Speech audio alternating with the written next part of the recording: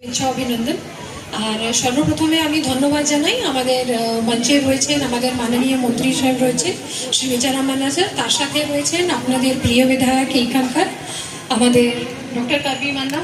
উনি যেটা আছেন মানে সবসময়ই অনেকবার ওনাকে মানে উনি ফ্রন্ট থেকে ব্যাক থেকে সবসময় সব জায়গা সাপোর্টটা দেন।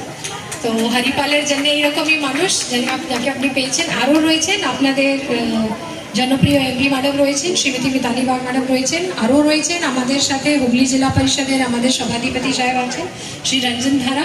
ওনার আজকে নিজের একটা বাড়ির অনেক বড় পুজো, তাও উনি এখানে এসছেন, ওনাকে ধন্যবাদ জানাই।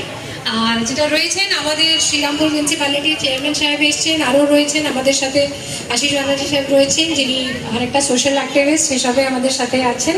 আমাদের এসডিও সাহেব আছেন, আমাদের বিডিও ম্যাডাম রয়েছেন, আমাদের তারকেশ্বর গ্রিন ইউনিভার্সিটির ভাইস চ্যান্সেলর সাহেব রয়েছেন।